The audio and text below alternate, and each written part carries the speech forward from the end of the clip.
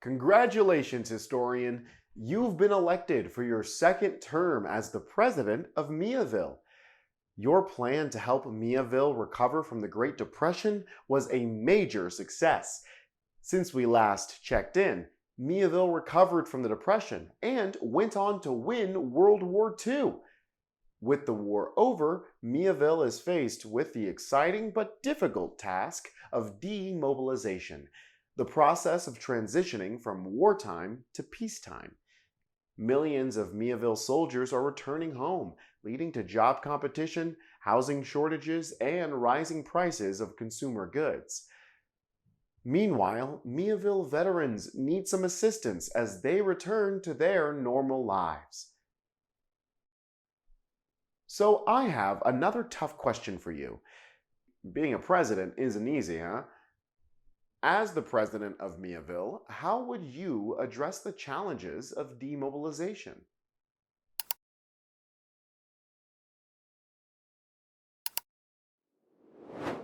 That's a difficult task, isn't it?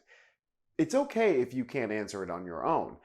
Let's head to the real world so we can see how the United States handled demobilization.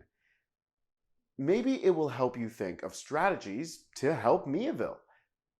We'll explore the challenges the U.S. faced amid demobilization, President Truman's plan to address those challenges, and a government policy that aimed to support American veterans. As we do, you'll create a plan to ensure seamless demobilization in Miaville in your PDF.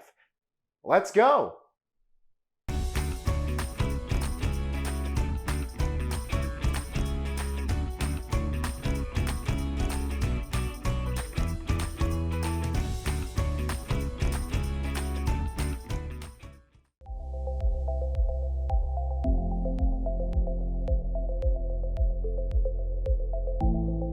As Americans celebrated the end of World War II, they realized that even though they faced fewer challenges than war-torn nations like Great Britain, demobilization wouldn't be easy.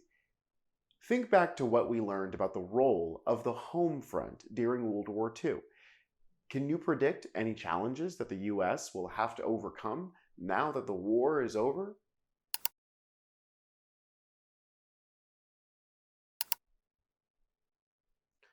If you couldn't think of any specific challenges, that's okay. Let's take a moment to review. Remember when the US joined the war? The economy transformed. The production of consumer goods like clothing and cars was limited so that factories could focus on producing war materials. This also meant that many new jobs were created, especially with so many men leaving for the war. Now that those men are returning, the supplies for the war are no longer needed. How do you think this will affect jobs and the goods that factories produce? Well, suddenly millions of veterans were looking for employment. Imagine the job competition with so many people looking for work.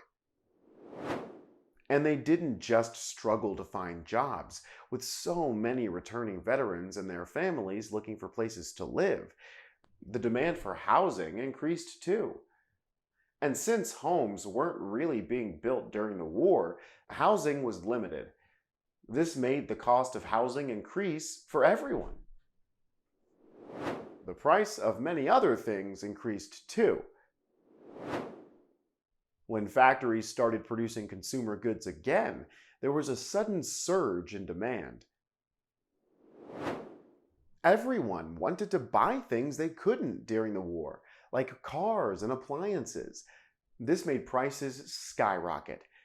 Oh, and remember Eleanor and Timothy from Miaville telling us about the social changes on the home front? That's right. After the war, women, African Americans, and other communities continued to fight for their rights, demonstrating a pressing need for social changes to address inequality. Now, take a moment to look back at your lesson preview and compare these economic and social changes in the US to those in Miaville. Which of these challenges do you think will be the most difficult to solve?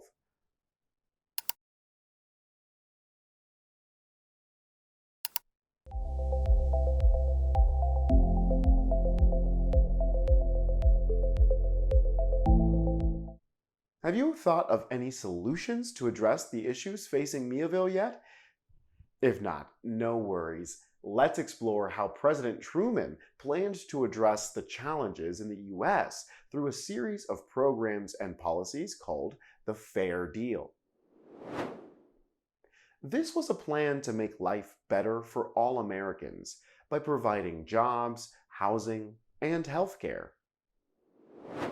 Does this make you think of a former president's plan to address another major challenge? That's right, the New Deal. Let's make a prediction. Think back to the critiques of the New Deal. What could be different about Truman's plan that makes it more fair?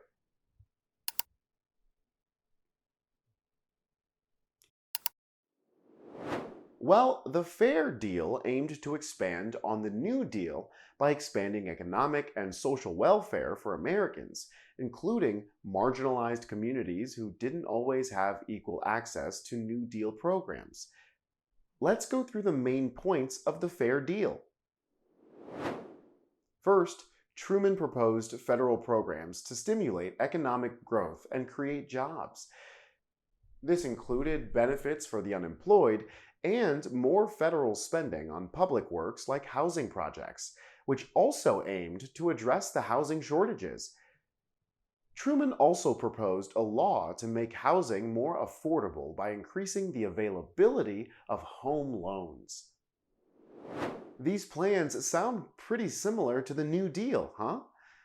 Well, the Fair Deal also included plans to prevent racial discrimination in housing and employment, a step toward greater civil rights. Another major piece of the Fair Deal was Truman's plan to provide health care for all Americans, funded by federal taxes. These initiatives, as well as his ideas to address unemployment, housing, and civil rights, were part of Truman's broader vision for a fairer society. However, many of Truman's ideas were met with criticism, and some of them, including most of the civil rights proposals, didn't make it through Congress. Regardless, the Fair Deal inspired many laws that were passed in the next decade, like the Civil Rights Act of 1964, which we'll learn about soon. Which of Truman's proposals could you use to help the citizens of Miaville?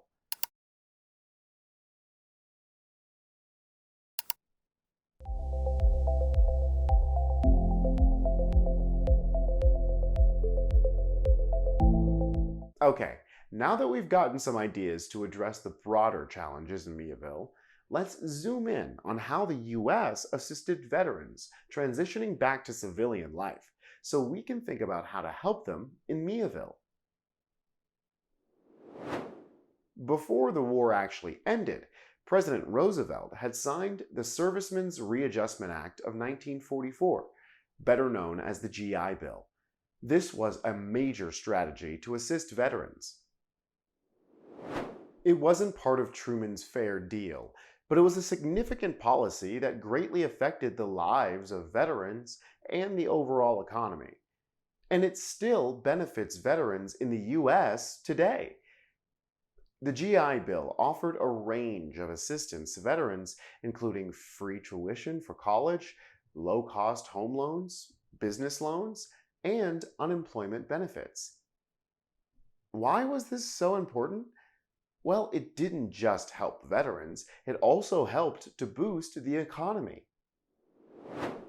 Giving veterans greater access to college transformed the American workforce by creating a more educated and skilled population. And for veterans who didn't want to go to college, GI Bill business loans meant they could start their own businesses much easier than they could have before. This helped stimulate the economy and create jobs too. In terms of housing, the GI Bill's Home Loan Guarantee Program made it easier for veterans to buy homes, stimulating the housing market and contributing to the growth of suburbs, which we'll learn more about soon. And with the unemployment benefits, veterans had a safety net that helped them transition back into civilian life without the immediate pressure of finding a job, helping to relieve the challenge of job competition. So, historians, as you think about the challenges Miaville faces, consider how a program like the GI Bill could support your demobilization efforts. How could you use education, housing, and employment support to ease the transition for returning soldiers in Miaville?